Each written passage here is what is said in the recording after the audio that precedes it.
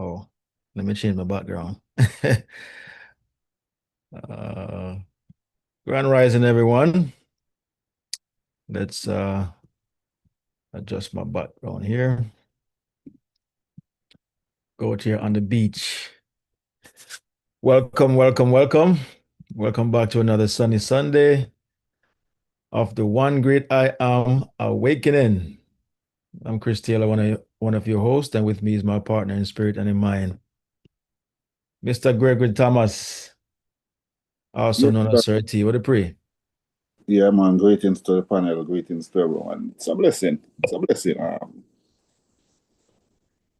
Just another day that we're gonna go into what we call it, the written word. Yeah, man. All This right. one Well, is this one is right, a big one, the written word. write the vision and make it plain. That's what it say. So Write it's the vision and make it plain.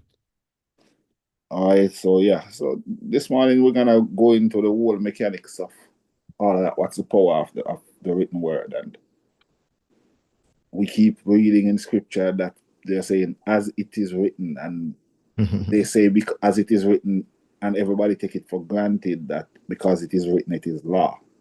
And yes, because it is written, it is law, but not something that you're reading that somebody else write. Now you're What right. you read, what you Mhm. write becomes your law. As it is written, as you have written it, so it becomes your law. So the power of the written word is not in the reading of it, it is in the writing of it. Hmm. The power of the written word is in the writing of it, not in the reading of it. So, and we're always writing something, even if you don't take up a pen. It's more effectual if you write it with a pen, because you can look Mhm. back and see it. But if you don't write it with a pen, but you write it with your thoughts, meaning your thoughts are connecting up together like the cursive where you write, pointing in a particular direction, your thoughts keep connecting, heading in a particular direction, then where you think you're going. You're going right where your thoughts are going. And if Mhm. you handwrite it, you can only handwrite your thoughts. You can't write what you're not thinking of. True. So you're handwriting your thoughts just the same. It just becomes, it's a speedier process when you write it. Mhm. So Chris, you know that as a youth man coming up in school, my method of studying was so weird, and I see it repeated again now. Mhm. As I realized that my son Jamar, that's how he studies as well. The only way for me to study something, I have to, even if it's the notes in the textbook, I have to have my own notebook that I write out the notes out of the textbook, Yeah. word for word, just like it's in the textbook. Mhm. But I have to write it in my handwriting. And once I read it in my own handwriting, I don't have to read it 3 or 4 times either. Once I read it in my own handwriting, I'll never forget it. Once I see it in my handwriting. Mhm. And I realized now that I'm just realizing it just now. The boy is almost 24, and I just realized that that's how he studies as well. I see he's in school right now doing another nursing degree, and I saw him with this whole bunch of writing. I asked him, he said, "Oh, that's how I study. I have to write it down and see it in my own handwriting." I thought I was the only person like that until I realized that's how he is as well. But the power in all of that, Sir Chris, is Mm. that's true, the power in the written word. Because when you read what the typewriter, what the stenographer put in the textbook, that's their work. Yeah. When you write, when you read what you write, that's your work. When you read the first 3 words out of a sentence, if you are the one that wrote it, you don't have to see the other 3 words to know what they are. Because you're the one True. that Hmm. it's the power of writing things down. You ever go shopping yet and you write a list? Yeah. You write down a list of things to when you're going to the store, do you have to look at the list? No, you never look my list again. As soon as you get the first 2 items, the rest of the you're seeing the list without Yeah, looking at yeah, it. yeah. I That's a true, power. man. That's a power of writing things down. Hmm. Anyway, we'll Imagine. do some writing today. Yeah, well, we have been practicing our we're practicing, to be honest, kind of fall off a little bit in terms of the writing with the left hand. Um, practice that we were doing, late last year. And so want to implore everyone to get back to it and do it for the rest of the year. And certainly you and I have spoken on this quite some time that a few of the things that we've written down, we've actually seen evidence Oh yeah. of these things that we wrote, you know. And I think we're new to it. So just imagine if we were doing this 5 years ago, 10 years ago, or something that we just do um, by what I'm saying now, second nature. It's just part of our nature now. It's nothing that we are trying to do. It's just part of our routine. You understand? Just imagine how much further we would have been or gone. So that said, never too late. Start now and see where we are 5 to 10 years from this date, What do you say about that? Absolutely. Actually, I think now, now that you say it, now is actually a good time to go back and review what we've been writing for the last Mm. months, 8 months. Because now when you look back at it, you're gonna realize how many of them has actually come true. When you're looking back, when you go and look back right now, and you will realize how many things that you just wrote it down, take it for granted, especially when you write it down without thinking about it.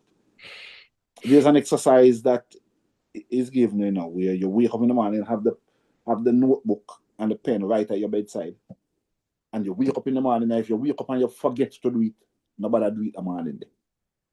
When you wake up, as soon as you realize that you're awake, before you grab your phone, before you kiss your wife, before you do anything, just roll over, grab the notepad, and write down 5 things, but write it in the past tense as if it already happened. Mm. I received a free cup of coffee today. I found a $20 bill on the roadside. It can be $100 bill too, you know, if you go cheap with it, no matter. I found and write down 5 things and close back the book and don't look funny. Mm-hmm. And give yourself a couple of weeks. Because I tell you what happened, when you wake up and write those 5 things, by 9 o'clock in the morning, you probably don't remember one of the 5 things that you're writing. Because Yeah. when you wrote them, you were still in your subconscious mind. You're just weak. You weren't in this world when you wrote them. It's like you're staying in your dream, write them. You're staying in your dream and write them. So close the book, put the book away. Don't look at it. If you look at the book, you're going to see what your wishes were. And you're going to go, you're trying to make them happen. And you can't make them happen. Trying to will it. You're trying to will it to happen. So just write them down, close the book, and go about your business. Mm. Wait a couple of weeks and walk back your book and look what you wrote. You're going to be surprised at what you wrote because you don't remember. And you're going to be surprised to see that they come true. That's a great exercise, Sir T. But don't, if you wake up in the morning and the morning that you roll out of the bed and you already roll out of the bed and grab your phone to look on the time, or you already roll out of the bed and look on the TV, nobody do it in the morning. You have to catch it in the morning where, as you're conscious of it, as you wake up, the first thing you do is grab the pen and the paper and just start writing the past tense. I found, I heard, I saw, I did, all that. And write and close. Write 5 of them. It shouldn't take you. You shouldn't think about it to write it. It shouldn't take you 60 seconds to write down the 5 things. Just write it down and close the book. Go about your business. Forget about it. Like that exercise. I see Sir Marlon have him on up. Sir Marlon, morning boss, with the pray, long time. Yeah, man, grand rising, gentlemen, and one and all. Yeah, man, it's been a while, man. We get the opportunity to jump on this morning. Um, hopefully I can, well, I shall will it to, that I can stay for the duration. But I just want to add something to what I say from experience. Um, hey, gentlemen, I tell you something. You see, whenever I, say for example, if I should make a shopping list, if I should make a shopping list, if I should go to the store to get a few items, I might go back home and forget some things. But you see, when I make a shopping list, when I write down a shopping list, when I write it down, when I mean say the wife give me a shopping list, I mean when I write down a shopping list, I should dictate to me what should go on Yeah. that list. I don't have to look back on that list. when I write it down. Mm-hmm. I will when I and even when I listen, I have so many different little notepads all around my truck and all around in my bag and what it is. And I stop using them and I should get back to it. Let me tell you why. You see, just like you guys said, when you write something down and think your own writing and thing, Mm-hmm. the unique thing that I can say is that if I should do a things to do list for the day and think, I can tell you that I don't have to look at it. I remember everything that I need to do majority of the time. You know what I'm saying? Yeah. So the written word thing is very important. Yeah, I mean, I just don't want to add that to it. It makes sense, you know. Yeah, man. Uh, That's a good point that Sir T touched on. And he's absolutely right. When you're right, a list or write anything, you've almost instantaneously memorized it, you know? It's a subconscious um agreement that you made with yourself. Um, but now we're gonna be more focused or more aligned with that reality. Know that we know that's how reality works. We're gonna be more focused on making sure that this is a practical thing that we do at all times. Just like how you brush your teeth, uh, take a shower, change your clothes, eat, everything that we do that are necessary every day. We have to try to make this thing a part of our routine. So just gonna emphasize on that word, root, something that is rooted and is attached and aligned with our purpose in this sense. All right. So I'm gonna play a very short video. It's so short I'm gonna have to play it several times because I want you guys to make this thing marinate into your brain, into your mind. So when we come back, I start to touch on some of these key points. It's easily adaptable. You understand? So it's from Kevin Trudeau, the writer and author of Your Wish is Your Command. Now, what he's going to talk about is on one of his audio, but I cannot play the audio here because it's copyrighted. Um, but I have it. But he touched on some of these things, um, but in more detail on the audio. But this is just a interview that he was doing with some guy, and he was just spilling all the goods in terms of why it is important to write things down. All right, and some of the things that I touched on, the particular ink as well, that I touched on when we started writing left-hand cursive last year. All right, so take a listen. Let's cue this up. I believe this is it right here. Here we go. There it is, Kevin Trudeau. And let's take a listen multiple times, like I promised, and we will come back shortly. It's a very short video, so won't be too long. All right, be right back. It's like 2 minutes and 26 seconds to be exact. So I'll probably pay it 2 or so times. All right, let's take a listen. Writing things down is mystical and magical, but there's science behind it. Here's why. When you think a thought, it's in your field. Science knows this. It's there as a wave of energy. Okay. An electron is a wave, but when it's observed, it becomes a particle. Mm-hmm. So you think a thought, I want to make $100,000. I want to make $1 million a year. I want to make $5 million. I want to have $10 million in the bank. I want a Lamborghini. So you think a thought. It's a wave of energy. When you look at it and see a picture of it, it stops being a wave and becomes a particle because you've observed it. Okay. And then when you write it down on a piece of paper, ideally white paper with a pen with blue ink because there's energy in the color contrast to the brain, you transfer what's in the ether into the physical universe. Here's the analogy. If you look up in the sky and you see some clouds and you go, oh, it's an eagle. Within a second, the eagle's gone because the clouds move. Yeah. When you think a thought, oh, I want a Lamborghini, it's gone, just like the cloud. Unless you capture it and write it down on a piece of paper, you don't transfer what's in the ether into the physical universe. When you transfer it to the physical universe, it becomes now physical. It becomes real. Writing it down. Why is writing it down on paper better than if you type it into your phone or electronic device? When you write, and think of something that nobody does today, cursive writing, which is Palmer penmanship, right? When you write cursive, there are thousands of neurotransmitters firing off in your brain, and thousands of neural pathways because of the movements of your hand. So therefore, when you write down what you want, the impression that it's making in your brain is in thousands of locations. When you type, there are less than 24. Really? Yeah, because there's only 24 movements. Interesting. And if you use your thumbs and do this, there's 2.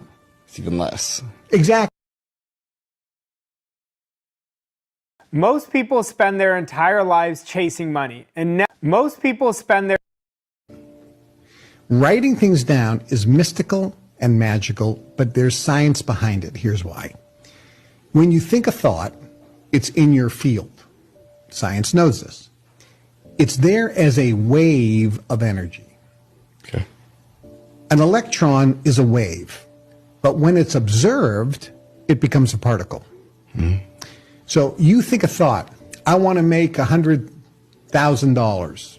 I want to make $1 million a year. I want to make $5 million. I want to have $10 million in the bank. I want a Lamborghini. So you think a thought. It's a wave of energy. When you look at it and see a picture of it, it stops being a wave and becomes a particle because you've observed it. And then when you write it down on a piece of paper, ideally white paper with a pen with blue ink because there's energy in the color contrast to the brain, you transfer what's in the ether into the physical universe. Here's the analogy. If you look up in the sky and you see some clouds and you go, oh, it's an eagle.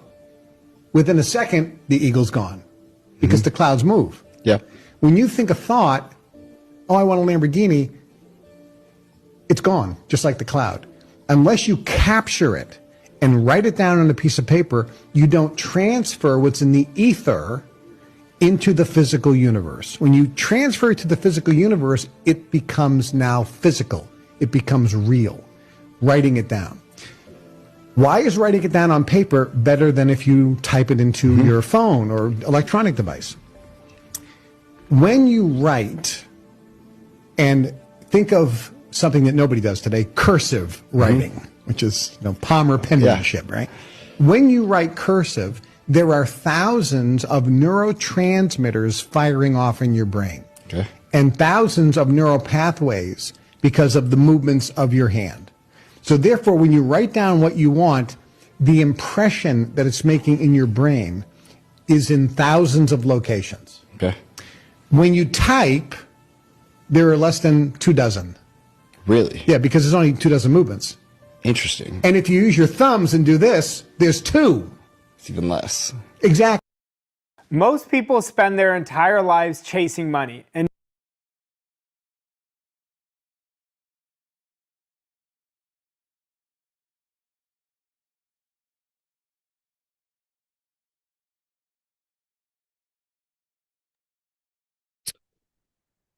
All right, and we're back.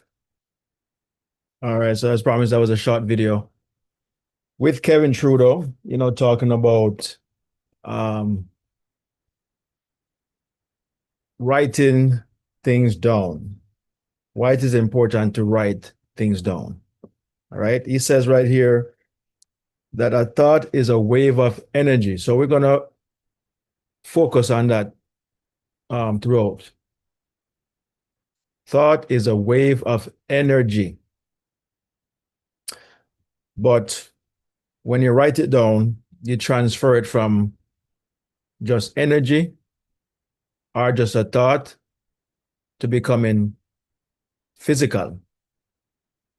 Because think about this exercise. You think about something, it's psychological, it's unseen, it's a inner activity. But when you write something down, your five senses pick it up. Your five senses only pick up things that is physical to it. You know, you see something, you hear something, it's some form of vibration is coming from somewhere, usually made by something physical, as a matter of fact.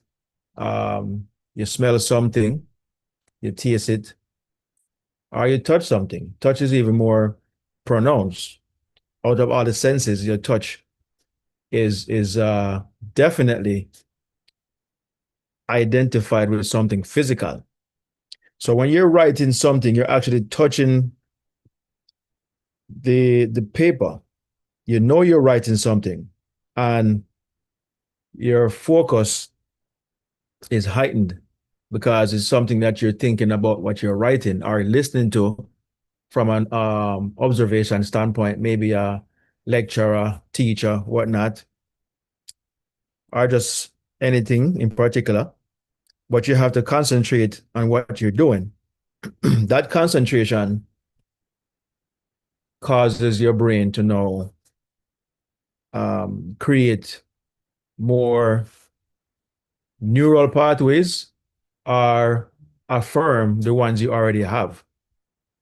But most of the time, you are creating neural pathways. And neural pathways, as I was showing earlier on the previous videos, these are just prepping your brain to optimize your brain to use consciousness in a better way. So your brain is the tool, the instrument that uses consciousness. And the more your brain is optimized, the better you will use consciousness. And one of the best ways to optimize your brain is in writing, especially cursive. And as you heard Kevin Trudeau mention there, writing in blue ink. I have a blue pen right now. That's mostly all I use. But writing in blue ink, and I had written something in the chat. I posted something last week. I don't know how many of you guys saw it. But I posted it on purpose to kind of prep you guys as to what we were going to talk about today.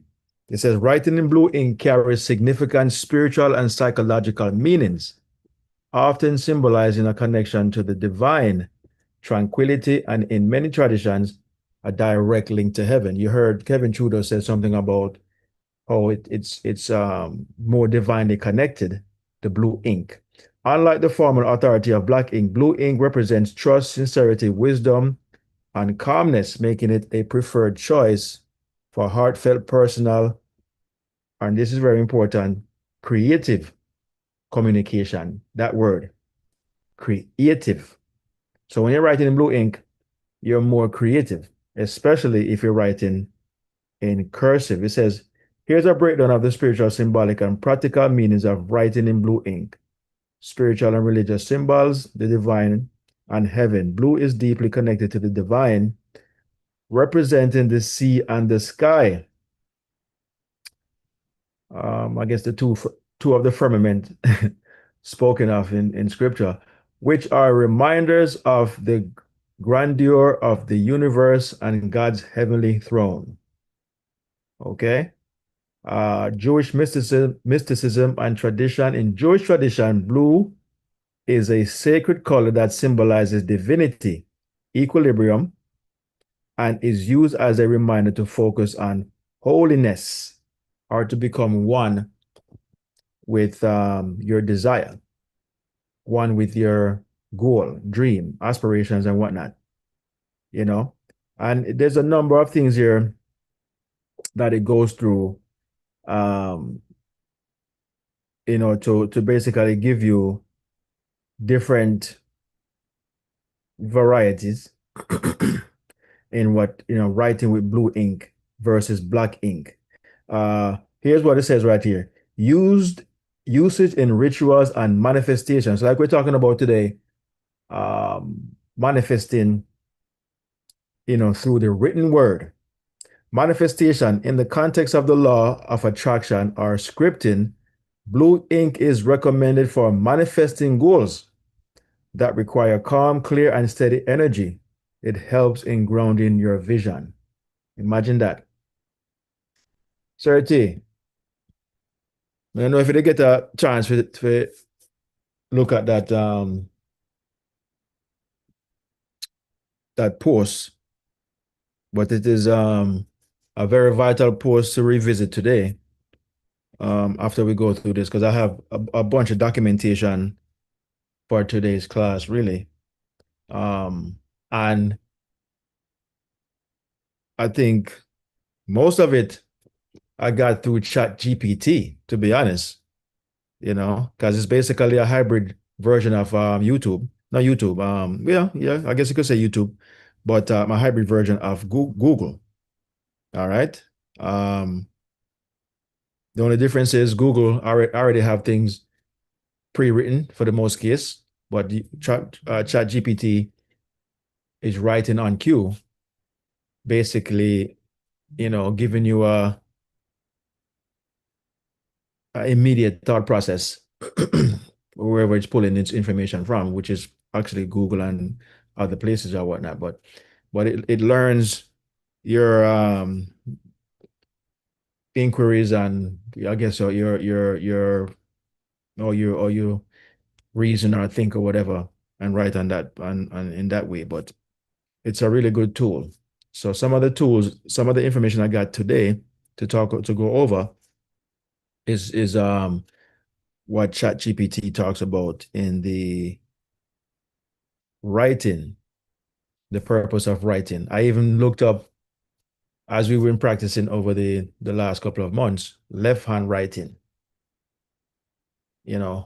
Why is it important and what is the benefits or benefits of writing with the left hand versus the right hand? It kind of said more like the non-dominant hand, which most of the population's non-dominant hand is left. Most people write with their right hands. But I guess people who write with their left hand, I guess like Sir Marlon, I think he's left-handed. His non-dominant hand is obviously right. So writing with his right hand could help to create, not could, will, and does help to create neural pathways that was not there. But the purpose of doing the left-hand writing was to mostly develop the right hemisphere of the brain, being that the population is 90% right-handed, which means it is our left hemisphere that we're mostly using. The right hemisphere is neglected. So when you're writing consciously and more often with your left hand, you're using up the right side, which is now creating more or developing more neural pathways or affirming what was already there so that your brain is no more optimized. The brain is highly optimized when the right side is more dominant than the left. And I'm going to read some of the stuff that I wrote down, but it's better to use your brain when the right side is more your brain is more efficiently used or efficient when your right side or the right hemisphere is operating, efficiently, it's optimized. And we weren't told these things about the brain. We don't know anything about no neural pathways. I never heard that word until I started listening to um, Kevin Trudeau and who else? Um, Another guy had mentioned it, but I never know about no neural pathways. Never even heard the word. I don't know what that is, you know. But when I start listening to these guys and start looking into it, but no, the newest word now, as I had you guys listen to the videos prior to the show, is neural plasticity or neuroplasticity. Basically, just stating that the brain is plastic. The brain is nothing in particular. They all look the same, but they're not the same, if that makes sense. It would be like every house look the same, but the wiring may be different. Some people might add more switches, more outlets, um, different type of switches, different type of lighting. They might be using more efficient lighting. Um, some may be using, what do you call it now? What do you call it now? You could be using lighting that come on automatically from just waving your hand, or these days they have stuff that's waving your hand or snapping your finger, or even using Alexa or something like that. So everybody has been changing up their internal wiring or operation of the house. The outside might look the same. Nothing much has changed there for the most part, but the inside is operating much differently. So it's the same thing with everybody's brain, unbeknownst to us. The brain comes with, what do you call it now? Basic wiring to operate in a certain way, mostly, just instincts, fight or flight, all those things you come with that. Just like your cell phone come with specific applications to operate it, to text and to call and this and that and the third. But if you want to optimize the phone, you have to download other applications so that the phone can be used more efficiently. And it's the same thing with the brain. Unfortunately, our phones are more optimized than our own brain. And that's why we want to take a bigger focus now on optimizing our brain. The same way we optimize our phone, our household, and our cars and whatever we have. We want to do the same thing so we can use consciousness more efficiently and more effectively. Yes, sir, T. Yes, sir, Chris. Just to support what you're saying here with what the brain really represents. When I study it, it would be like the GPS meter, the meter where they on your house. Mm-hmm. Everybody have a meter on them house. All of the meters look the same. But month time when them come read it, is a different reading for each of the meters. It shows how much you've been using up the meter, how much Yes. traffic are passed through the meter.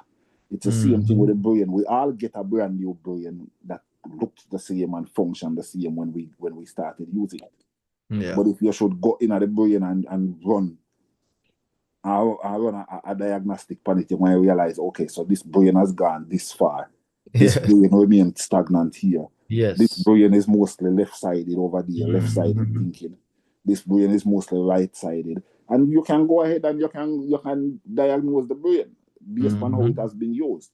So that's what it is. No, just like how the meter in Jamaica will never call you and tell you, say too much, yeah, use up too much current, Meter now tell you that, it's just there.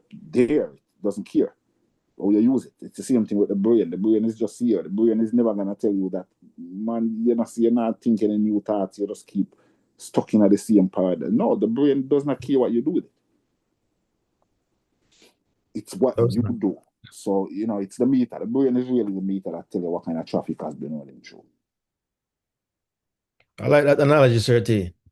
The brain is a meter because it's really measuring consciousness. And that's what your meter does. It measures the amount of electricity, or in a water meter, same thing. It measures the amount of water that you're using. And it doesn't care if you're using it effectively or not. It's just keeping up with how you're using it. You understand? And to your point, the brain, if opened up or analyzed or diagnosed, there will be different diagnosis, different, readings. and it will tell much about that what that person's entertained or how that person treated their brains. I think on one of the thing here that we played earlier, talking about smoking, all these things, help to lessen the potency of the brain, you know. Um,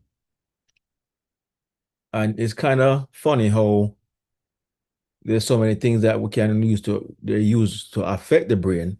You have to realize now that other than just the purpose of making money for the whoever who are selling these things, it is also to dumb down or to weaken the population's ability to work more effectively or efficiently. You understand? We've been put in a fight or flight type of mode where we're not effective as we should be. We're operating very low in terms of our potential.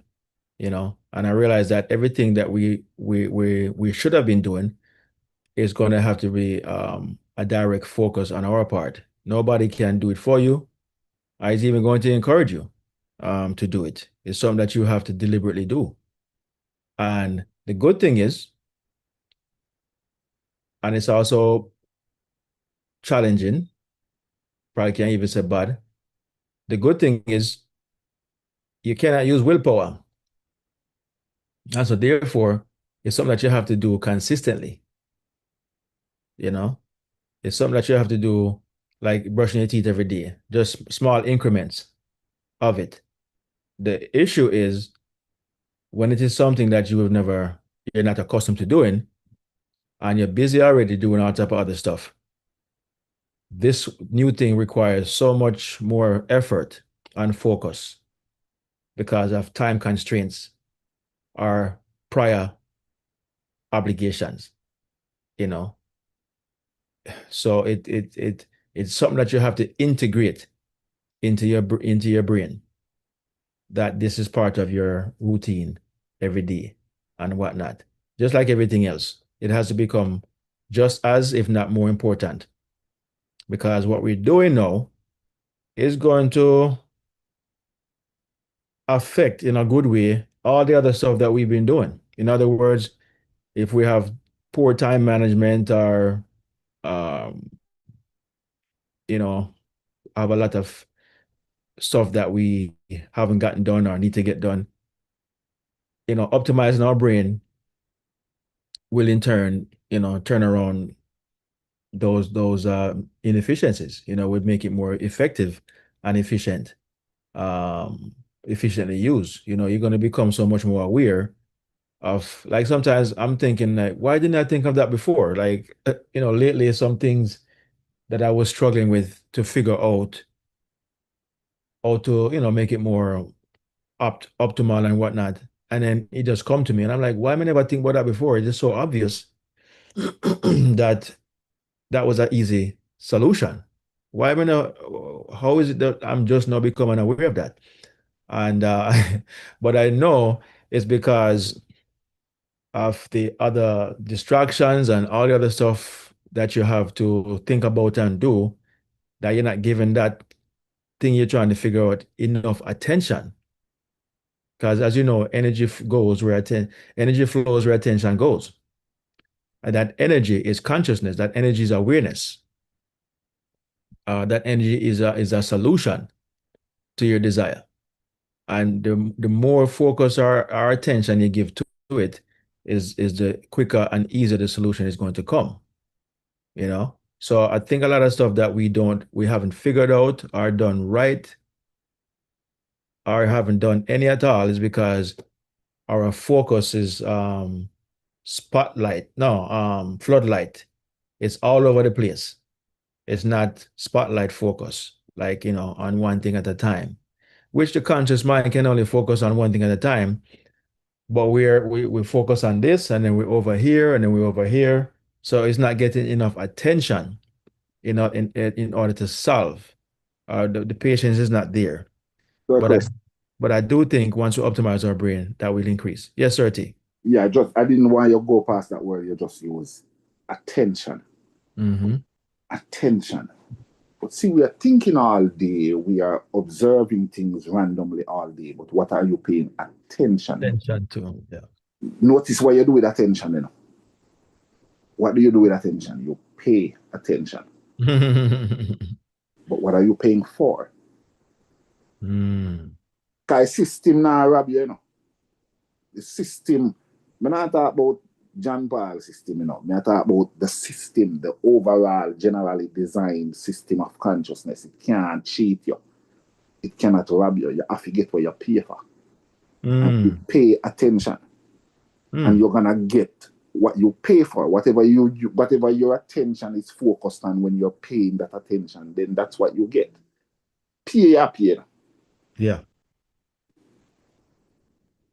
So keep in mind that focused attention is different from just random thought. You can think all kind of things. You can observe all kind of things, but what are you really looking at? What are you paying attention to? Promise you, there is nothing that you have paid attention to that has not come your way. It is impossible. System perfect. System is perfect. Of course, it is very perfect.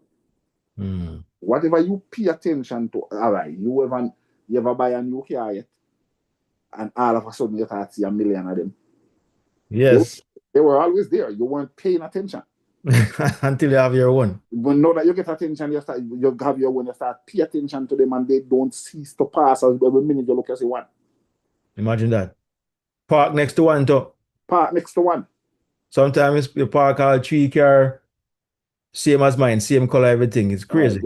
Have you ever had somebody that you've not seen for a long old time? And then you run into them at the mall, and 3 days later you run into them in a Publix again. You see how long I not see you, and all of a sudden I see you every minute. I was talking to somebody about that just last week. It's crazy. Yeah. Attention. When you all right, you see the paying attention part of that now. How you run into her at the mall, you know. You walk past her 7, 8 different times already and never see her, you know. Yeah. Probably at the same mall there or somewhere else, you know. You ran into her a million times and didn't, because you weren't paying attention. But the minute you focus in and you run into her, I said, boy, a long time I don't see you from all them. And you and I talk for a minute, and Tuesday you're at Public Center, you look here, she come again. Yeah. You would have missed her again if you hadn't paid attention and seen her in the mall on Friday. You would have missed her again on Tuesday in Public. Oh my God, that's crazy. It's just how it works. Yeah. It's the power of attention. The power of attention, yeah. Attention brings things to you. It don't push things away from you. It brings things to you. So that's why the people who pay attention to them problems, you're not pushing it away from you by paying attention to it. You're bringing it to you. Your attention purchases. Buy. You don't buy things and walk will leave you. When you buy things, you carry home with you. Yeah. Yeah. That is true. Good. So when you pay attention to things, it come your way and it's yours. You have to take it with you. Attention is something that you pay. It's a currency. It's a That's currency. what you're saying. And you don't pay for things and leave it. Anything where you pay for yours, you have to carry it. Yeah. That's true. And the attention we have is unlimited, but we just don't use it effectively. And that's different, you know, because we desire something, or something needs to be fixed or, you know, solved or whatever, but we don't give it enough attention or pay it, as you're saying, we don't pay it enough attention to create that neural pathway in our brain that will eventually use the consciousness even better, to where, you know, because that's what it's doing, you know. It is your brain that is making the adjustment, which is then attracting the consciousness or whatever the solution is to your desire, you know. And to your point, the other day I was talking to a good friend of mine from high school. This was maybe about 5 months ago, I believe, maybe or so, and asked him about his father. You know, father has some little health issues and whatnot. And every time, you know, we talk, we hang out sometimes. I'm always talking to him about his dad. I say, I haven't seen his dad in years. I say, I need to go see him because he doesn't live too far from where I live. But my friend, he lives in Orlando now. And I'm like, I need to go see your father. So the next day, I'm in the mall, and guess what I say? Him father. I'm just walking, and then there goes the man. I haven't seen the man in years. But I was talking to his son, my friend, considering his situation and whatnot, over and over. And I said, I need to go see him. And I didn't have to go far. I ran in right into the guy at the mall, of all places. I don't go to the mall that often, and I'm sure he doesn't. But that's where we our spirits met. Imagine that. So you're right. So that's how it always work, man. If you think about these things, uh, you see, when I was in religion, if you're in a religion, you have to confuse, No disrespect. I'm not disrespecting. No, it's just a factual thing. I can say it because I've been in it. Yeah, I think I'm When confused. you have to be confused. You cannot be other than confused in religion because there are too many different ways of how things work in a religion. Yeah. You have the Baptist who believes they work one way, the Pentecostal, the first, whatever they name, the Methodist, there's too many different ways how things work in religion. You see, in the world of consciousness, everything in consciousness works only one way. Not there are no alternate ways that things work in the world. One way street. One way street, man. One way street. Be not deceived. God is not mocked. Whatsoever a man sow, that shall he reap. And the only that's how everything in consciousness works. That's how nature work. Nature show you. Yes, it is a game of sowing and reaping. And you perish the thought that you can sow something different from where you're going to reap. In religion, if you don't like where the church, you say this church say cream in your ear is sin, and you don't like that sin there, the guilt of that. Then you just go one different church where the pastor say cream in your ear is okay. Wearing pants as a woman is wrong down at that church. Then you just stop, go down there and go down to our next church where them say wearing the pants is okay. I just go to a non-denominational. Or you go to a non-denominational church everything where goes. them allow you to do anything at all. Good. Now in the world of consciousness don't care if you want to wear your pants or you don't want to wear your pants or you want to go with naked. It's still one way to work. You can't bribe it. You can't sweet talk consciousness. You can't do none of that something there. You can't fake it. You can't fake the whole worst thing and fake all of them something in a religion. You cannot fake awareness and consciousness. It's either you did not pay attention to it or you may not pay attention to it. In religion, if you are pastor so and such son, Franklin Graham was always going to be seen as the most anointed child in America because he's the son of Billy Graham. Consciousness not care if you are the son of Neville Goddard. If you don't do what Neville Goddard did, you are going to be a scoundrel out in the street. Consciousness don't care you. Religion cares. And religion have to decorate you up and make you look good because you are Richard Roberts and you are the son of Worrell Roberts. Consciousness don't care. It works one way and it's one way and one way only. Equal opportunity. Yes, and you don't have to read a book. In the world of religion, you have to read a book because you have to adhere to what the book says.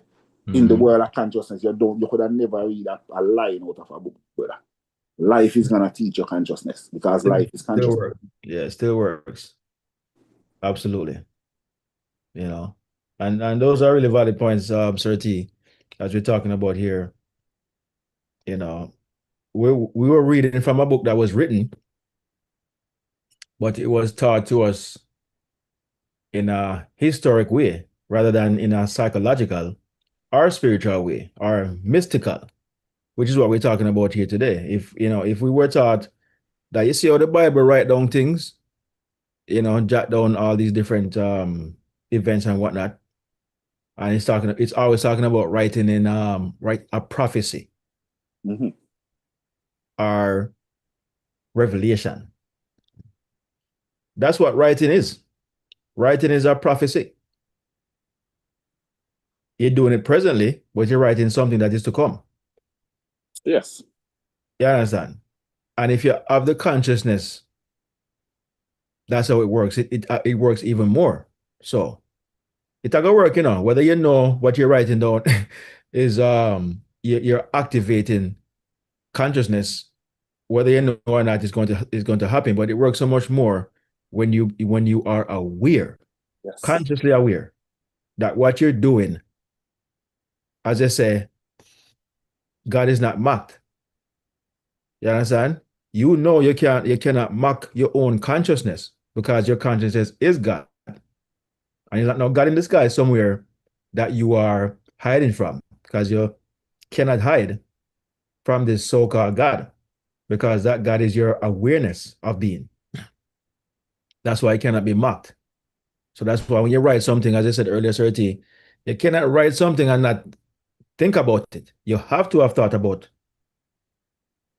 and I've done exercise where I'm writing something and I'm trying not to think about what I'm writing. You can't do it.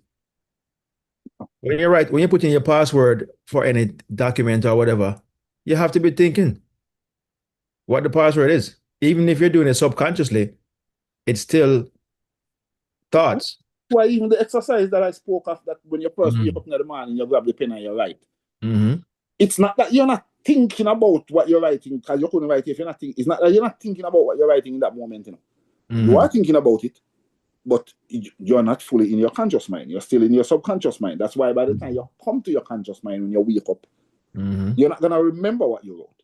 Just like No. when you dream and you don't remember everything that you dream. You can't remember the complete dream.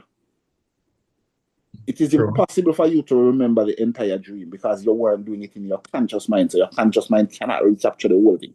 Yeah. No matter how the dream was playing, think about it some more, you're going to realize that you miss out. When you tell the dream a while ago, you miss out some part of it. And if you remember it next week again, you realize that you still miss out some more part of it. And you can't recapture it all. So when you jump up in your subconscious mind and jot down those little things, while you're jotting them down, you're thinking about it. You can't jot it down without thinking about it. And that's a very valid point right there, Sir T. Have you ever noticed that? And I heard this the other day, which is so true. If you don't write something down or do it in 5 minutes, you're going to forget it. That's why every time I have a topic that come to mind, I do my best to write it down because you're so all over the place with different things. The conscious mind is very forgetful. Yes. But when you write it down, the paper has now become the subconscious. This is why the subconscious don't forget anything you do, but the conscious mind always forget, but your subconscious mind is your memory bank. You understand? It's your hard drive. And so And it don't forget anything. the conscious mind is a sinful man. Born in sin, man. He can't help but forget. That's the man born in sin, The man born in sin is the conscious mind. Yes. Absolutely. Born to forget. And he's the man that need to be saved. And the only way he can be saved. What is his sin? His sin is forgetfulness. He's forgetting. And his only salvation is memory. He must remember. What does he have to remember? Who he is. Once he remembers who he is, he not remember all of the details of everything. Once you remember who you are, then it does not matter what you have forgotten. Because now you realize that the whole thing is a game anyways. You remember the whole thing is a game. It will be like you're dreaming. I tell you about a recurrent dream that I have. I keep having this dream where I go somewhere, I park my car, and for the rest I dream, I walk up and I look for me and I can't find it back. And it happens to me ever so often. Now, in recent times, I tend to come to awareness in the middle of the dream. That, this is just a dream. Yes. I still remember where I carry, but it doesn't matter. Yeah. Because when me realize it's a dream, when I wake up, I go in my garage and my yard. Yeah. So in the middle of the dream, I come to that awareness and it saves me. I'm saved by simple memory. Memory is prodigal son. You come to yourself, the prodigal son, you left. Yeah. You left in memory, which is the father. Which is the father. The memory is the father. So when the prodigal son, when he came unto himself, he said, I will return unto my father. Because he himself is the sinful, forgetting, conscious mind, and his father is the all-remembering subconscious mind. So him just say, I will return unto my Father. I will return to the state of memory. Yeah. Where it doesn't matter what I have forgotten. Because the whole thing is a game anyways. It's a dream. A dream, no matter which I can do. When we wake up, I go the way it's supposed to. Yes, it's not real. And when you realize that dream is not real, whether you wake up out of the dream or you remember you realize while you're in the dream, you lose whatever anxiety. Yeah, you can enjoy the rest of the dream. Yeah, because it felt real until you come to yourself. Until you come to yourself. Until you come to yourself. Oh my goodness. The whole beautiful thing that this man in GMAC linked me and the man linked me one reminder, just one little reminder. The man text me, I remember. Just remember life is a game. I'm actually forward him text on my status. Just remember life is a game. I play. Just know the your positions and the rules. Just know the rules of the game, of life, and how to play it for its overshare. How to play it. Yeah. And this is part of the game of life we're talking about here that we were not told, in ad nauseum, to always write down our deepest desires.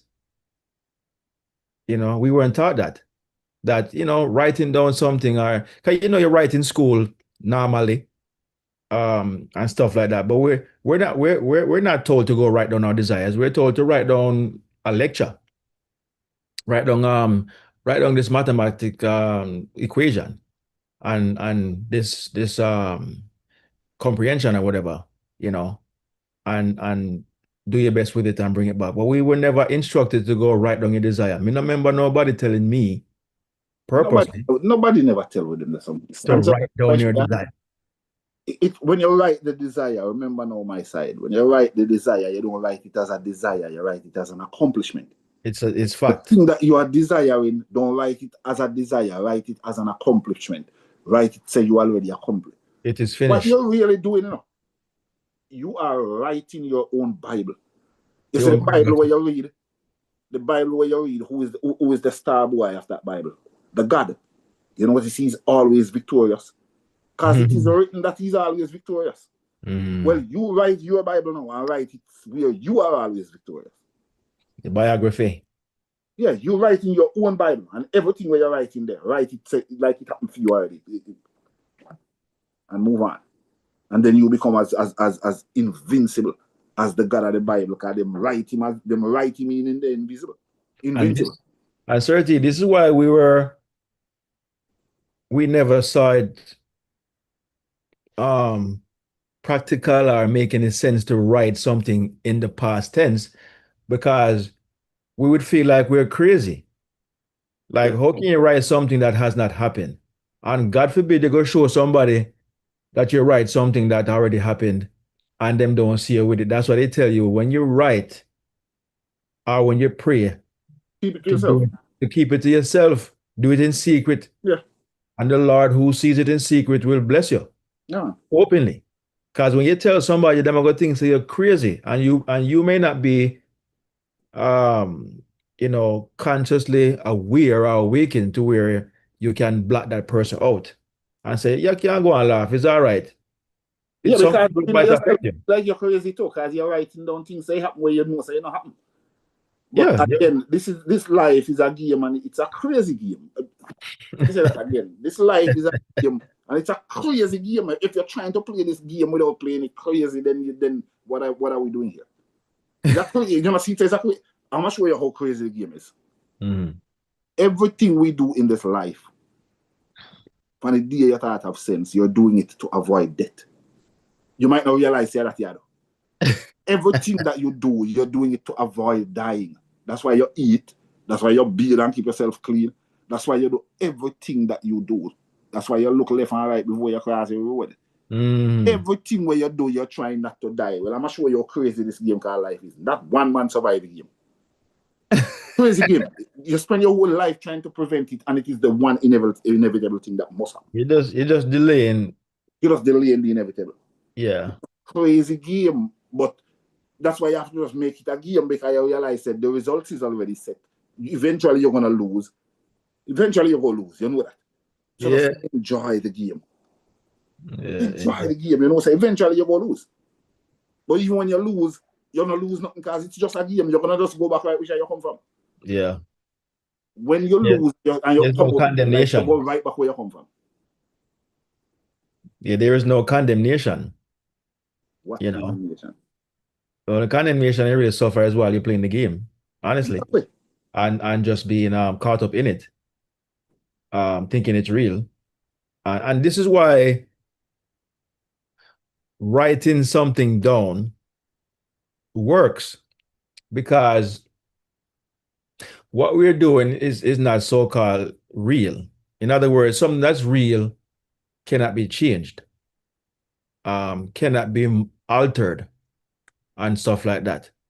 So because what we're doing is not real, we can manipulate the energy. We can manipulate our circumstances.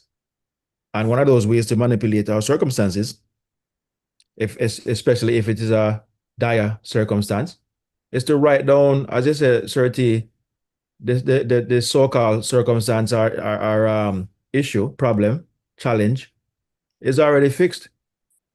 The issue has already been dissolved. The solution has already manifested.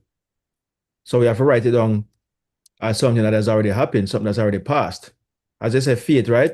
Feeling as if this happened. Everything you do has to be felt as if it's already done.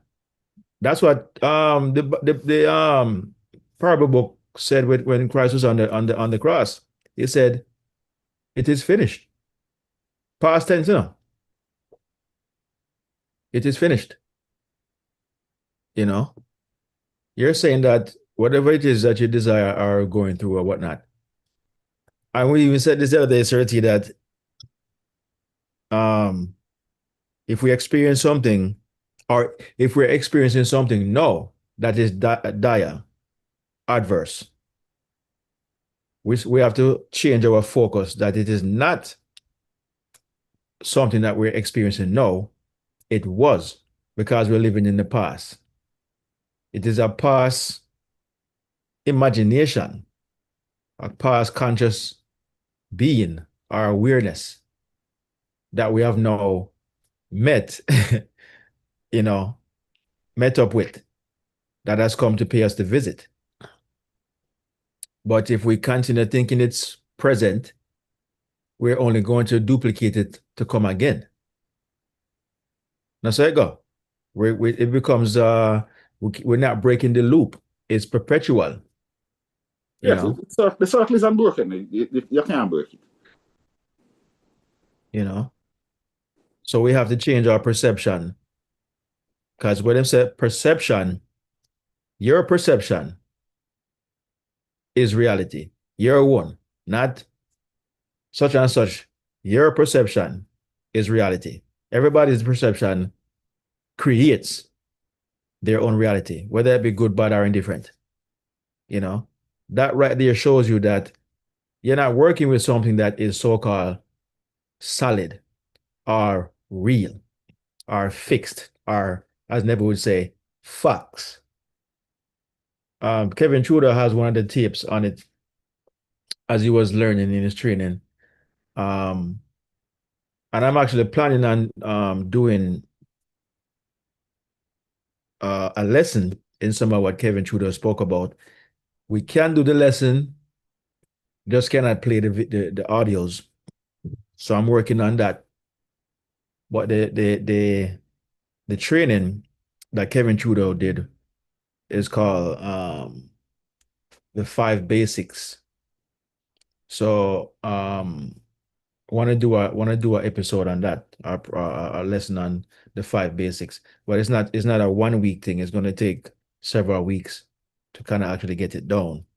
And I think we're on that level as we're talking about today now, with the brain and consciousness, linking the two, making the two finally become one, and understanding the effectiveness of doing that. But you know, Kevin Trudeau, mentions about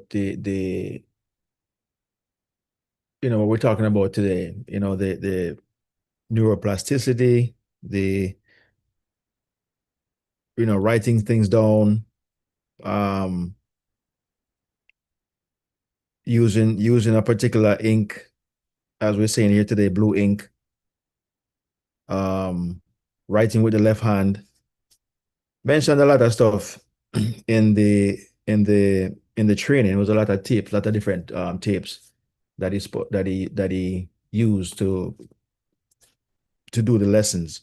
So we want to come back and see if we can condense some of what he did there and apply it to our own selves right here to get on another level of awareness with what we're talking about here today.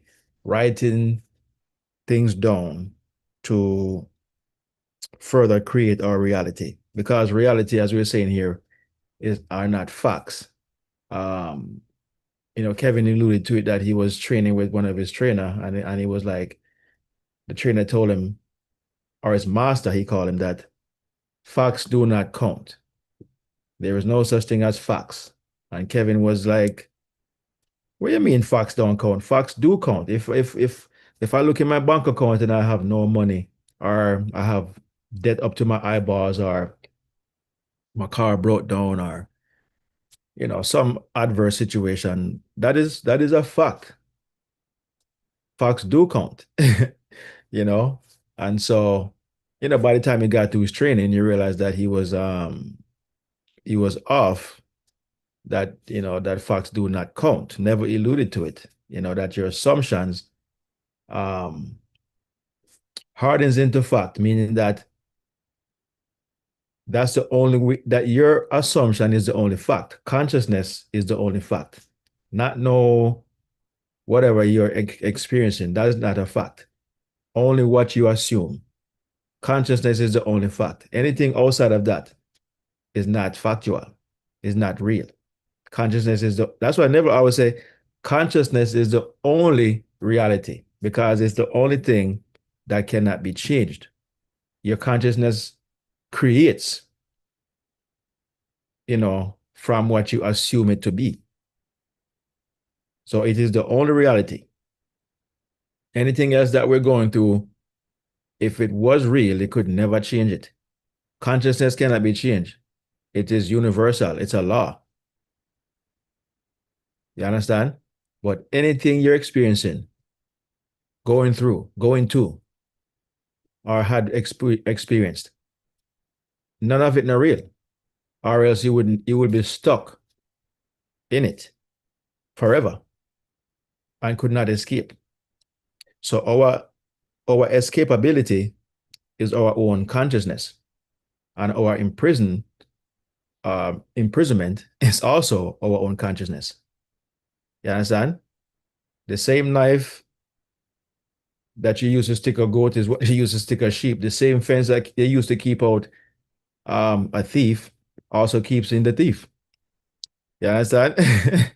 So you just have to become aware of how we're using this particular consciousness. All right. I have a couple more things here that I want to read pertaining to today's lesson. And what does one say here? All right. So the sacred act of writing, manifesting through the written word. So it might sound simple, and that is our problem. Anything sounds simple, we don't do it. It's too easy. And so we don't think it has any power. But as you heard on the tape, doing things in increments is what the brain responds to. It doesn't respond to will. Trying to will something, you have to do little activities, but consistently. It says right here, expanded spirituality, right? The power of writing things down becomes more than productivity. It becomes a sacred ritual. You hear that, guys? Writing things down become a sacred ritual. Writing is not merely putting ink on paper. It is the physical expression of invisible thought. Listen to me good. Writing is not merely putting ink on paper. It is the physical expression of thought which is invisible, which is coming from within you. All right. So when you write something down, you have just made it physical. And to Surtees' point, especially when you write it in the past, not going to happen, will happen, but already happened. I am so happy and grateful now that I am successful. Past, it's past already. Not will be successful or I'm moving towards success. Write everything as it's already happened, right? What do you say right here? It is consciousness taking form. So when you're writing anything on paper, it is the physical expression of an invisible thought, and it is consciousness taking form. When you write something down, you are declaring it into existence. You are moving an idea from the unseen realm, thought or imagination, into the tangible world. Okay, you are moving an idea from the unseen realm of your own thoughts or imagination into the tangible world. This is the tangible world, the 3D, three dimension. Okay? Throughout history, the written word has been sacred. Scriptures, laws, affirmations, covenants, all written. Why? Because writing seals intentions. It anchors belief. It activates faith. All written. Why? Because writing seals the intention or seals your intentions, and it anchors belief. It activates faith. When your belief is activate is anchored, meaning that it is it resonates with the thing desired. It accepts it. It doesn't question if it's a fact or if it's going to happen. It's resolute, you know, unmoved. You have become the disciplined Peter, the unmovable one, right? No, you have activated faith because you're solid in your intentions, you're solid in your conviction. It says you clarify your vision, you give structure to thought, right? So you've made thought now not just psychological, but physical. You affirm what you choose to become. You plant seeds into the subconscious mind. Writing is spiritual alignment. It is intention made visible. It is prayer with form. Imagine that. Prayer with form. To write something down is to say, I am serious about this. I am in agreement with this. I call it into being. As scripture says, in the beginning, was the word. And the word was God, and the word was with God. And the word became flesh. Everything we write, they call it a word. So when we write something down, it is the word actually becoming flesh on the paper. And then we will have a physical or expression or expressive form, an objectified form of the thing written down. In other words, what you're writing down is the blueprint. You notice them call it blueprint, blue pen, blue ink.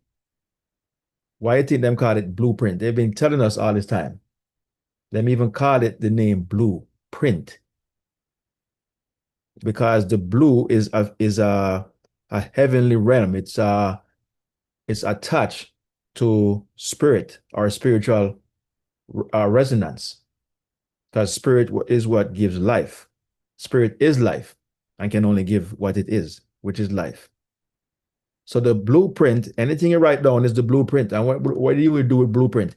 When you build a house, you build from a blueprint, but the house becomes the physical expression of the blueprint. So it's three phases. First, you have the thought, then you have the written thought or written word, and then you have the physical manifestation or physical expression of what was first thought then written word, and then the physical expression. You see how everything does follow that trend. It says what does it say right here? So yeah, it says whether you are journaling, scripting your future, writing affirmation, or documenting revelation, you are participating in co-creation. Okay? Because you're using consciousness. So you are working with the creative power within you, right? It says discussions, angles you could explore. No, I'm right. No, this is a heading. Writing as a form of meditation, the connection between written intention and manifestation, and how journaling reveals the subconscious belief systems. Okay. Why goals written down are more likely to materialize. The spiritual law of declaring and decreeing. Okay. So anytime you're writing something down, you are exercising a spiritual law of declaring and decreeing. And it says right here, what you embody, it says what you repeatedly write, you begin to embody.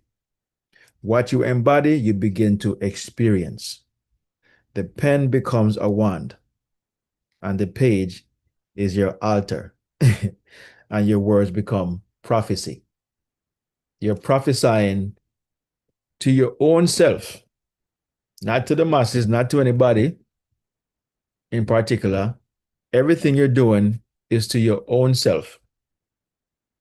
And luckily, because you know you're doing it, you are aware of what you're doing. And so, being that you are aware of what you're doing, you might as well write something that you really do desire. The problem is with our conscious mind, the conscious mind likes to know how something is going to happen. And so, maybe that's one reason why we don't write anything down, because it's almost like it's foolish. Why write something down if we don't know how it's going to happen? Because we're looking at all the facts. And as you heard me say earlier, never say, there is no other facts but consciousness. The facts does not count. There is no facts that's going to dictate or determine how your outcome works out. They don't exist. These are just your perception of your so-called reality, and you are accepting the reality as unchangeable or dire, and it really is not. And it is something that you were going through. It's in the past, you know. So you have to put it in the past so you can get to the future. So you can live in the end of the desired outcome, rather than focusing on the what you're going through right now. You're making it something present. And to consciousness, everything to consciousness is right now. It's present. So if you're treating something to be presently going on, you are creating something to happen in the future. Because everything the consciousness, it pulls together, because it's centered. So it's pulling from every direction what you're thinking, what you're doing, and it's bringing it into the now. So if you think of your future, if you think of a place you desire to be, and you live in that place, that's why you've pulled it to the now. That's why eventually it becomes a present experience. When you experience something that you thought about years ago, when are you experiencing it? When it finally happens, you are having the experience now. If you go back to the past and say, boy, I'm always do this, and this always happened to me. When you use words like those or terms like those, you have gone back to something that has already passed. But when are you doing it? You're doing it now. So anything you do in the present creates a future experience. So that's why you're told, you know, to to not um stress or worry or all this type of stuff, because these things are normally, in most cases, you're thinking about a past experience that was not good, or you're thinking about a future challenge or whatever that you're worried about how it's going to happen. You're only going to create more of that. You're going to give yourself something to feel that worrisome feeling. So now that we know that writing is actually a spiritual embodiment, you're embodying, as it says right here. When you write repeatedly, you embody. You have put yourself into the character. That's why authors write books or plays or screenwriting. They write everything down, and eventually they hire guys to come and play the part, and you get to see the physical expression of the written word in that author's book or that author's screenplay. You understand? But writing is not something that is simple, and especially writing cursive.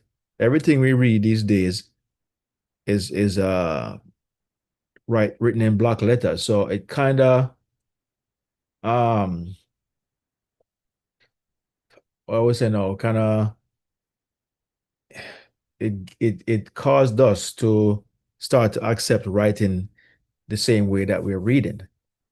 You understand?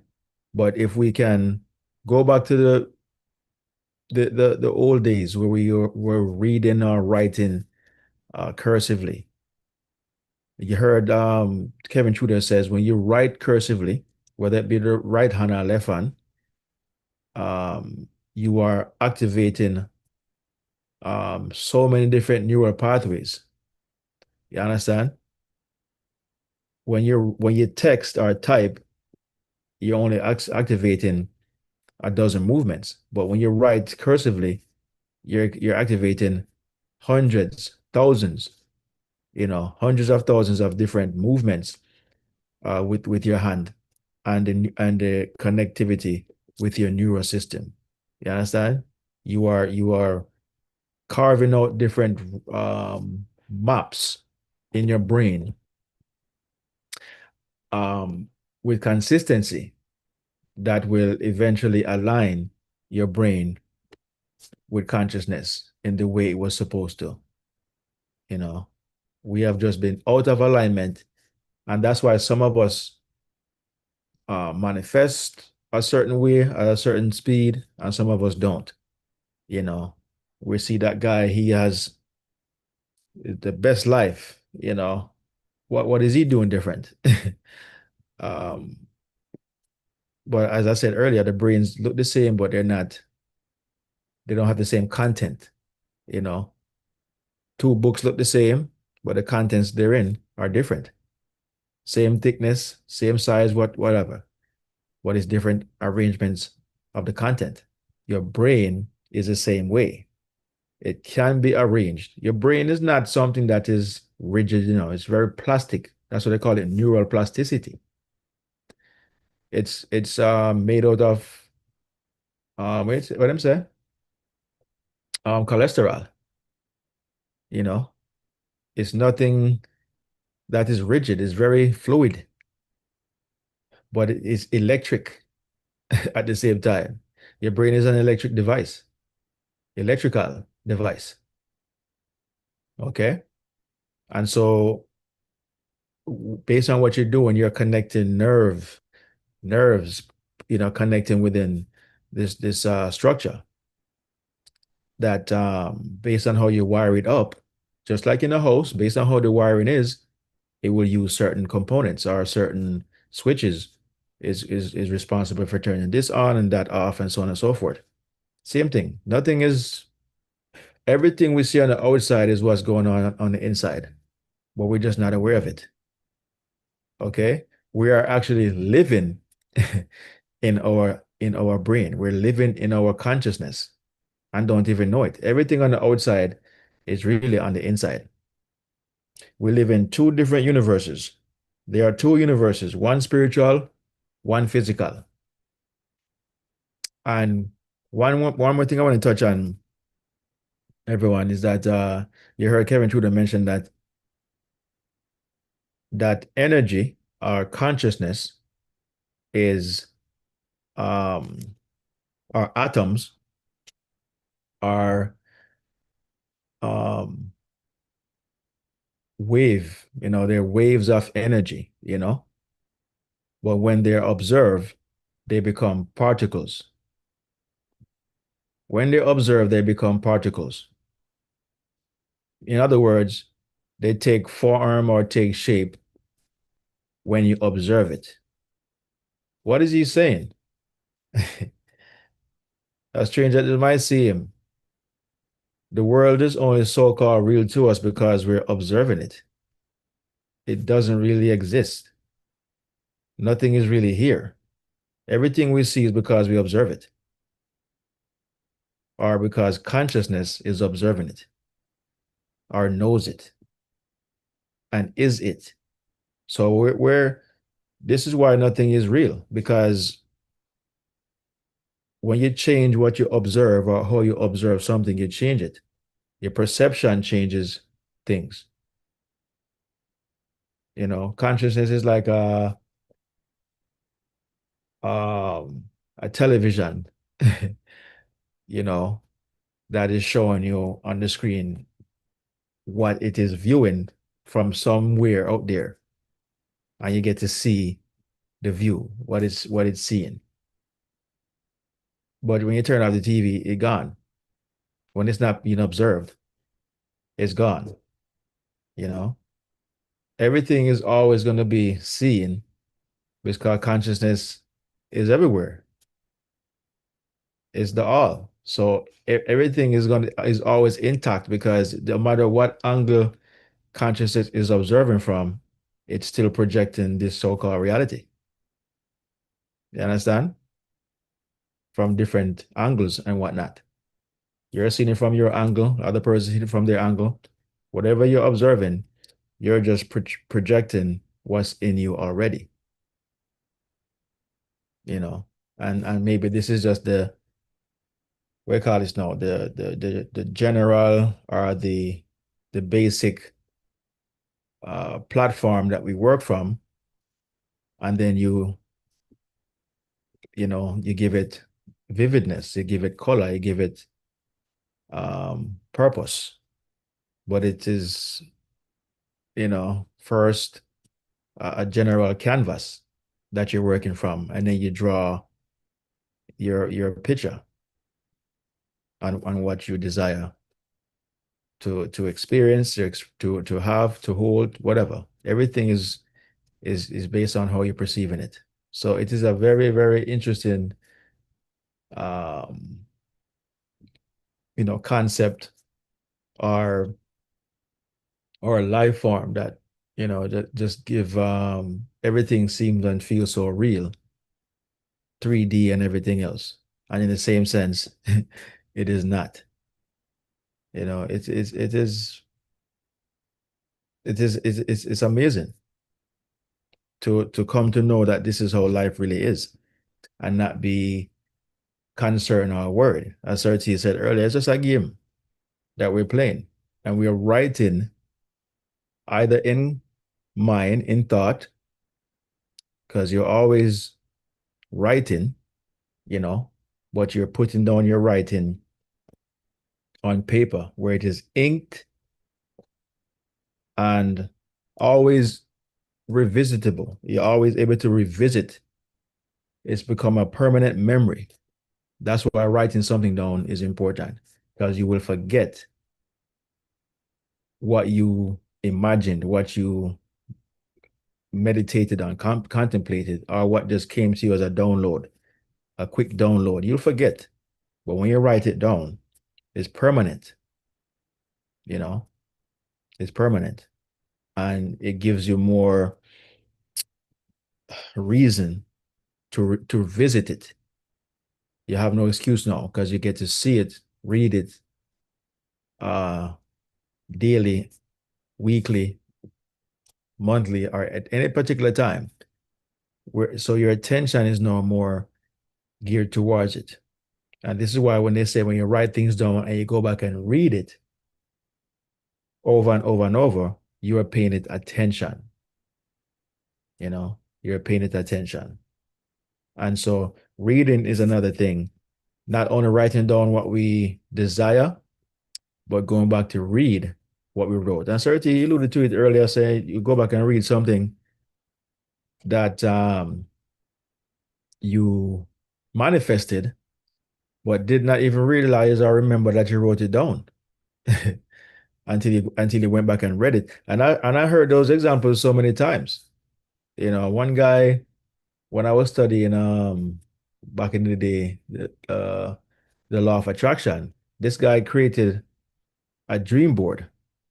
And a dream board is another example of writing something down because it's really physical objects that you're placing on a piece of canvas or white paper, whatever. But that would be like a 3D version of writing, right? And the guy said he created a house. He saw a house somewhere, a picture of a house somewhere, and he put it on his dream board and whatever. Years later, he and his wife, they moved into this house and stuff like that. And when this man went back and looked at the dream board, it's the same house. He moved into the exact house that he had on his dream board. He could not believe it. He was in the exact house that he had placed on the dream board. Imagine that. Years earlier, maybe 10 years or so. And he had eventually made the money, over the years that he had decided to make using the law of attraction, because he's a law of attraction guru or teacher, whatever. And I listen to him even till this day. He has like his own channel now, and stuff like that. But he was one of the guys that was on The Secret. And man, that was an amazing story. And the same thing happened to me. As I tell you guys a story all the time with my barbershop, I actually have the drawing when I opened up my barbershop some years ago, 11 years ago, to be exact. I saw this drawing maybe 4 years into it, 4 years later. And by that time, the shop was pretty much, looking almost like the drawing, which was crazy. And so I took a look at it again recently. And I named the shop on the drawing, Magic Cuts Are Us. Magic from the word magnify or imagine, right? I was working at a barbershop at the time that was called Magic Cuts. I love that name. There was that's divine, Magic Cuts, right? And but I put Magic Cuts Are Us, just being funny, like Toys R Us. And so I drew the shop. It was an assignment given to us to draw. And the other day I'm looking at it and I'm seeing that, well, wait a minute. It's not completely exactly, but if you rearrange it somehow, you will see it. I have here 7 stations on the app. I mean, on the drawing. Technically at the shop, I have 6, but I have space for 7 or 8. Right? I have 7 chairs, 7 stations. I got 2 sinks. I have 2 sinks at the shop. That's inside. But what drew my attention was the office. The office is on the very same side of the drawing as it is on the shop. Very same side. Doors on the same side too. I wrote as an office, you know, and there's a wall by one of the chair. Certy's been to the shop, so he know what me I talk about. He knows how the shop is laid out. There's a wall that separates me in particularly from the waiting area. And so I'm right by that wall. Don't you know I have the same wall right here? When I was looking for the barbershop, I did not remember that I had the drawing, but I was looking for this the same way the shop is laid out was the same idea I had in mind when I was searching for a shop. I wanted a wall just like this to separate me. Actually, two walls, one on this side and one on the other side. But the shop only has one wall. But interestingly, as of late, it now has another separation on the other side. So it's almost like I have two walls. The other side is just some what do you call them now? Glass cases that I had started to desire some 3 years or so ago. And I eventually found those two glass cases to put there on I think Facebook in the exact color I want them to be in and the size and everything. It's crazy, right? But as I was saying, this wall was there in the drawing, and I now have it in the shop. And in the waiting area, I have the same table, the same chairs, the same TV on the wall. Actually, two TVs. I have two TVs in the waiting area on this drawing, and I have two TVs in the waiting area, both on opposite sides. The chair, the chairs, the waiting chairs, the chair, and the table, the coffee table in the middle. I used to have a sofa in the waiting area. I have a sofa here. I don't have it anymore, but there used to be a sofa in the waiting area. It's just, and this is writing. This is exactly drawing and writing is the same thing. This is a blueprint. And I swear to you guys, I drew this in 2010 and I moved into the shop. I found the shop in the end of 2014. I moved in January 2015. And I did not remember that I drew the shop. Didn't remember. Was oblivious. Did not remember that I drew it. But why did it happen? It happened because I drew it. My subconscious recorded what I did, the time I took, the effort. And then, in that time, I was thinking of what I want the shop to look like, how many TVs I got. One, two, three, four TVs on this drawing, but the shop has about nine, I think, you know, seven chairs, seven stations. But the similarity is crazy. And then in the time when I was searching for the shop, I had other desires that I wanted. Like I wanted a room for in the back for massage. And I did when I found a place, it had two rooms. Actually, yeah, two rooms, plus my office. And one of them I rented to a masseuse. She was there for like 7, 8 years. Um, and the other one was being used by one of the barbers for waxing and stuff like that. So even the add-ons that I imagined or desired, I found the perfect place. Even though I did not draw those, but I had that desire doing my search for several months. That was really important that I had those extra rooms for a massage area and so on and so forth. Right now, the masseuse is gone, but I have a nail tech using that room now. So the room is still being used. Um, Nonetheless, it's not for massage anymore, but I have one room available now. Maybe that could be a massage room again, but neither nonetheless, just pointing out to you guys that writing your goals and your dreams down actually works and works so much so that you don't recognize it, like Serti alluded to earlier, until you go back and look at the things you wrote down, and you will see that the things you wrote down, some of it, sometimes, if not all of it, had manifested. And you will say to yourself, I wish I had written more down. I wish I had believed more. There's a sign out there. Every now and then I see it. Every now and then a billboard.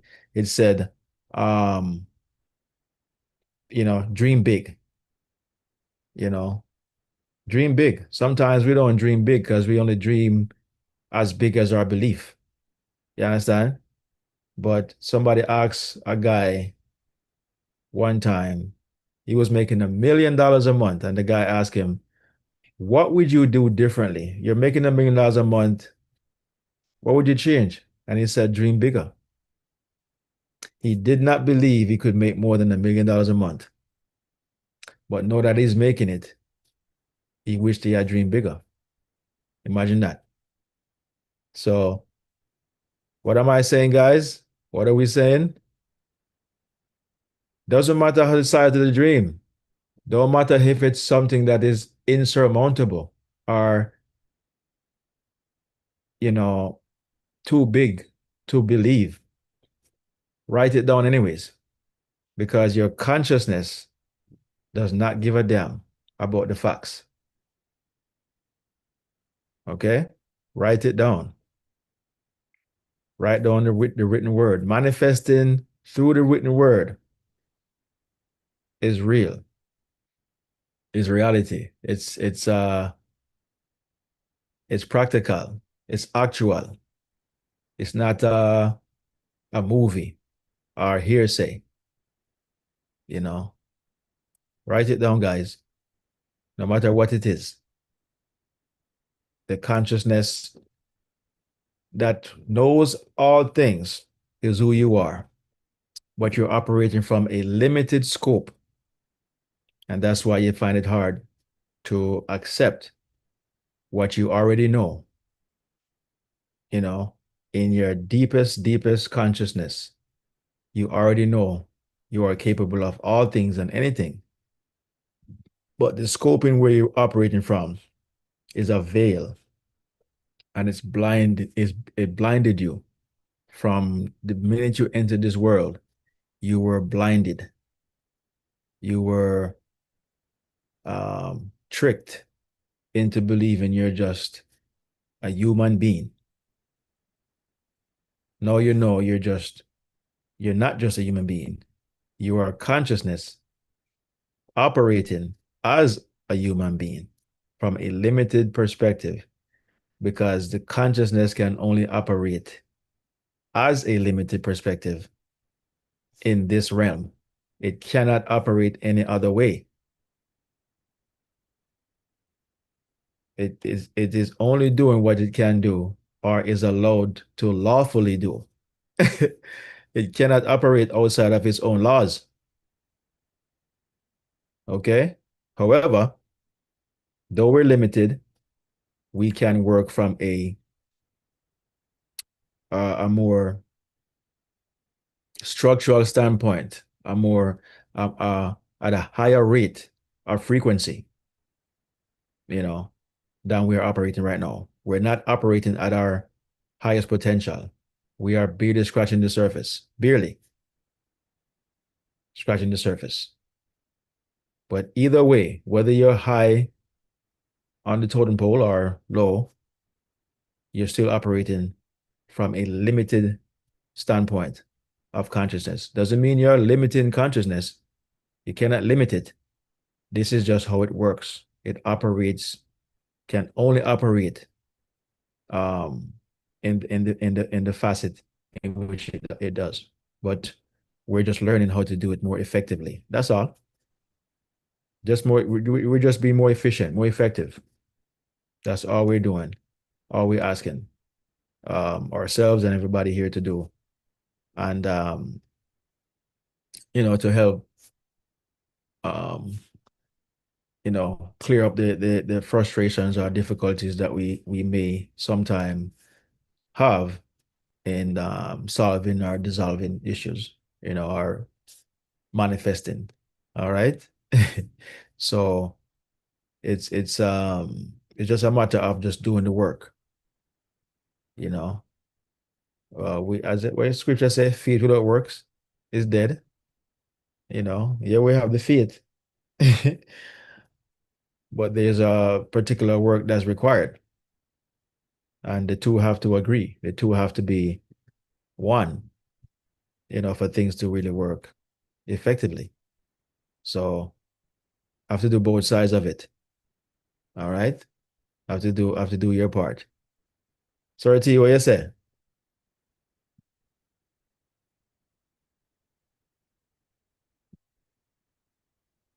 I don't know, Sir T got busy. Yes, because I'm starting to get busy and it's my time now, so I'm actually getting ready because I start working in 2 minutes. Okay, okay. No worries, no worries.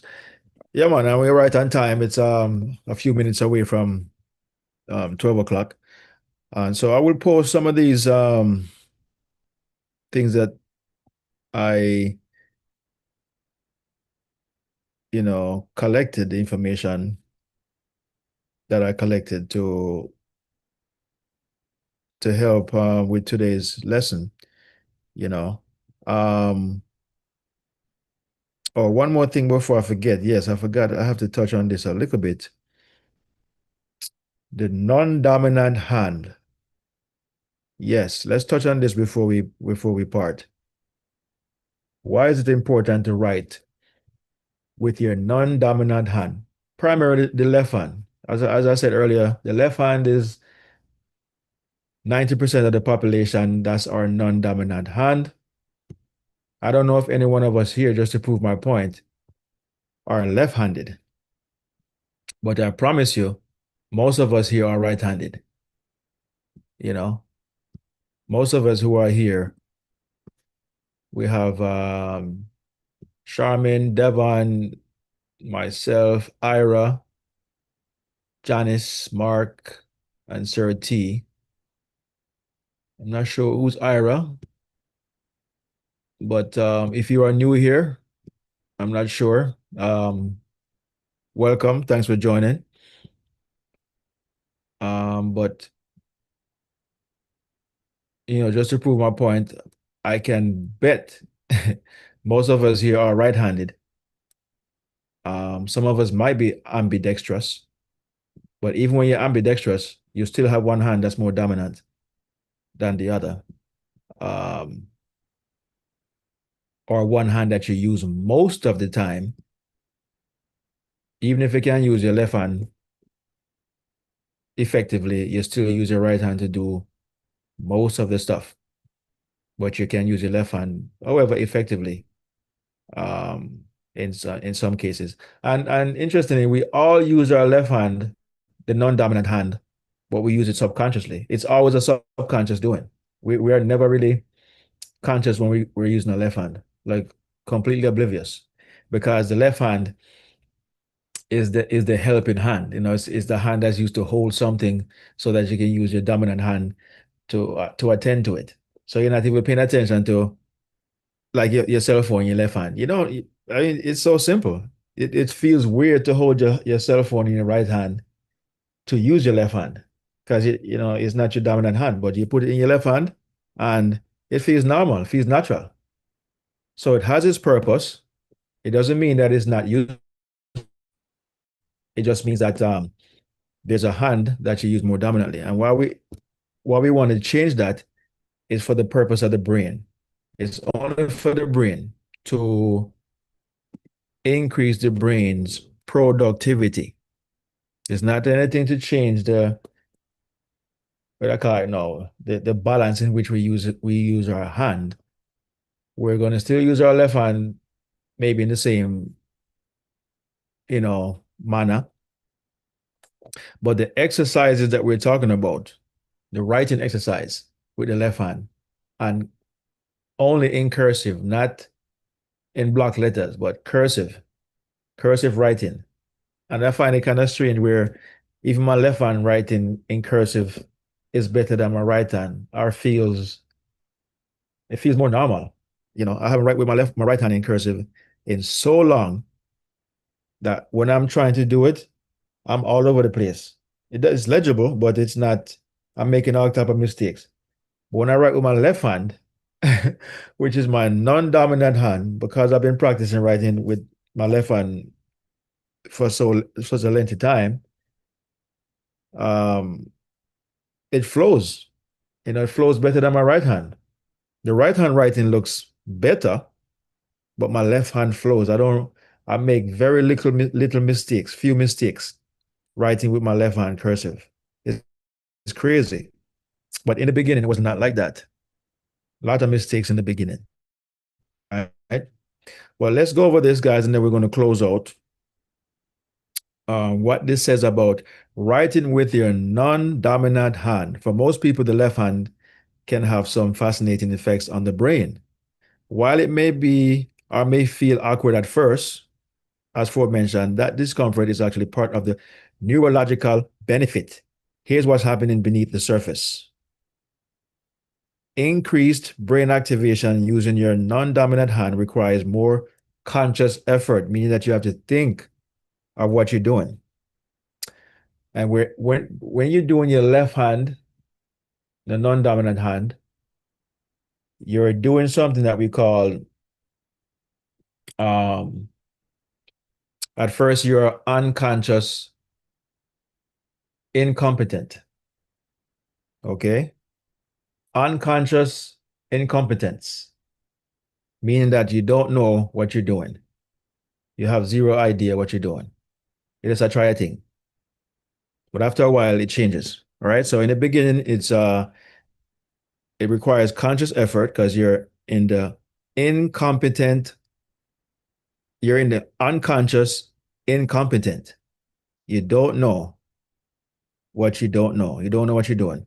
The effort activates additional areas of the brain, especially regions involved in motor skills, focus and attention, problem solving, coordination. Because it's not automatic, your brain has to work harder, which increases neural engagement.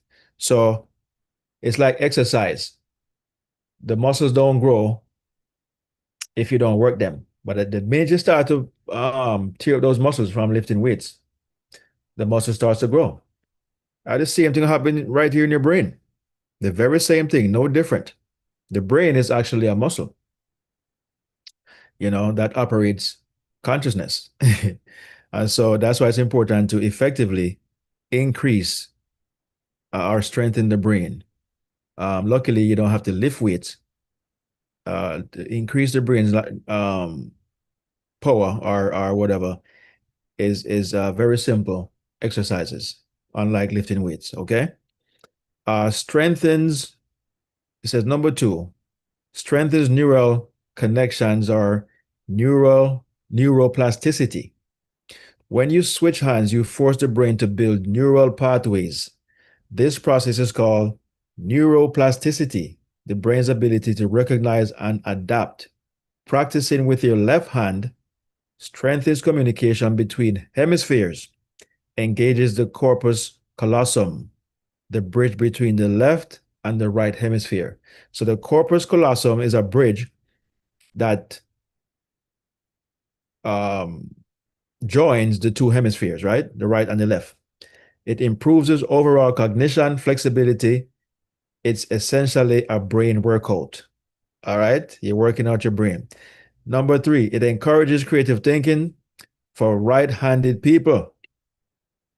The right hemisphere, often associated with creativity, when you're listening, it's often associated with creativity, intuition, and spatial awareness. May become more engaged when writing with the left hand. Some people report. Some people report because there's only a few people who are doing it. Remember, 90% of the population is right-handed. Very few people write with their left hand on purpose. So this is something that I do on purpose. It says more emotional expression, less thinking, more free-flowing ideas, access to different perspectives. Because the task feels unfamiliar, it can interrupt habitual thought patterns. What is that saying? In other words, things that you were accustomed to doing, this unfamiliar zone that you're in now is going to interrupt patterns that you were normally used to doing. Anything habitual. So your right hand writing is habitual. That's why it's easy to do. As I said earlier about the unconscious incompetence. Eventually you're gonna get to where it's called unconscious competence, meaning that you don't think about what you're doing, you just do it. It's second nature. So our right hand is really second nature. We've done so many things new to our right hand, but after a while, it's easy. Like cutting hair. There was a time when I didn't know what I was doing. But now I do it in my sleep, as they say. But there was a time when it felt strange and awkward, even though I'm right-handed. So it doesn't matter which hand, anything new is going to feel awkward, but more so with the left hand because it's not your dominant hand. All right. But because you start to use the left hand, which is now activating the right brain, you are going to push aside what do you call it now? The norm, the things that you normally would do is going to be on the back burner. And the sooner you do that and spend more time in the unfamiliar zone, is the sooner you're going to become more familiar with the unfamiliar and become less responsive or integrated or involved in the familiar. Because the familiar, unfortunately, is what's keeping you away from from designing or rewiring your brain or getting to the desires that you long for. Okay? Because we spend time in things that we're familiar with. We think because we're familiar with it, it's good. It's like watching the news. It's easy. Somewhere you enjoy, you love it. But is it productive? No. Zero productivity. But it's easy to do. You love it. But if you start to do something other than the news, start reading, start journaling, start writing, as we're talking about today. Turn on the news less. You will start to see a change in your perception of life, or perception of reality, or perception of your own life. You just start to automatically rearrange your life, you know, because you're spending less time in the familiar and more in the unfamiliar until the unfamiliar becomes familiar. From the word family. So you're becoming family or one with something that is good. Number 4, increases mindfulness and presence. Writing with your non-dominant hand forces you to slow down. You become more deliberate, more focused on each letter, more aware of movement. This can turn writing into meditative practice. So in other words, as you're writing, it's a form of meditation because you have slowed down. Be still and know that I am God. So you're more still. You're more focused. You're more deliberate. Number 5, may improve emotional processing. Some therapeutic practices uses non-dominant handwriting, really, to access deeper emotions. The theory is that, so you hear that, guys? Some improve emotional processing through therapeutic practices by using the non-dominant hand to write or to access deeper emotion, right? The dominant hand reflects the conditioned or logical mind. So your right hand, for those of us who are right-handed, the right hand or the dominant hand reflects the conditioned or logical mind, right? Your left side is the logical side or the more conditioned side of the brain. The non-dominant hand may tap into more subconscious or emotional material because the subconscious is feminine. We're going to get to some part of that too, or emotional, right? Subconscious or emotional material, while this is more experiential than proven, many people find it powerful for journaling and self-reflection. Number 6, it improves coordination and motor skills. Switching hands improves fine motor arm control, bilateral coordination, brain body integration. It's especially useful in neuro rehabilitation settings. Neuro rehabilitation. How to break that one down now? So you are rehabilitating your present neural pathways that are probably um, traumatized, so to speak. So it's especially useful in neuro rehabilitation settings. Okay. An important note. What does it say now? Writing with your left hand won't suddenly make you a genius. This is important, or drastically change your brain structure overnight. The benefits come from consistent practice over time. Think of it like strength training for your nervous system. So it is really training or strengthening your nervous system, you know. And we might do something on that another time, the nervous system, you know. But guys, this thing is bigger than we've been told, bigger than we think. Um, we have not been taught the right things, and even the right things that we've been taught it the wrong way. Okay? We've been approaching things the wrong way. It's like a baby being born breached. You can imagine how painful that is, rather than being born from, the right position or from the head all the way down. So it's the same thing here. We've been conditioned to operate the way we're operating. And to Sarati's point earlier, consciousness makes no mistake. So even if your brain is not aligned properly, the consciousness is going to work based on how the brain is aligned. It cannot make a mistake. You may not get what you want or how you want it or desire it, but you're going to get something. Okay? In other words, if you put water in a round container, but you desire something square, it can only be round because the container only accepts what's round. I mean, the form of the container is round, so whatever goes into it can only take that shape or that form. If you desire something square, get a square container. So what we're saying here, if you desire, to be more expressive and effective using consciousness, we're going to have to increase our neural pathways or create neural pathways or optimize the ones that are there. Okay? We already have neural pathways that are there, but they're dormant, hardly used. Um, just need to be attended to and re-energized, rehabilitated. You understand?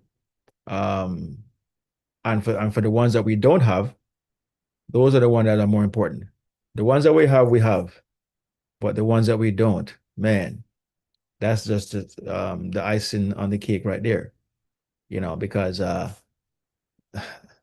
those ones are going to be what was missing this whole time, the missing ingredient, so to speak.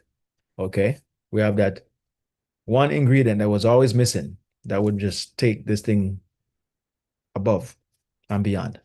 And that's where we are today with this lesson. Is we're taking our consciousness to another level, another stratosphere, so to speak. We're transcending our focus, our brain, our mind, our total structure is going to take a different form, a different shape. It might look the same, like I said, inside the house, but the furnishing might be different. The lighting, wiring, and such may be different. It may look the same on the outside, but it's not the same on the inside. The inside is what creates the outside. Okay? They fix the inside, the outside would follow. All right?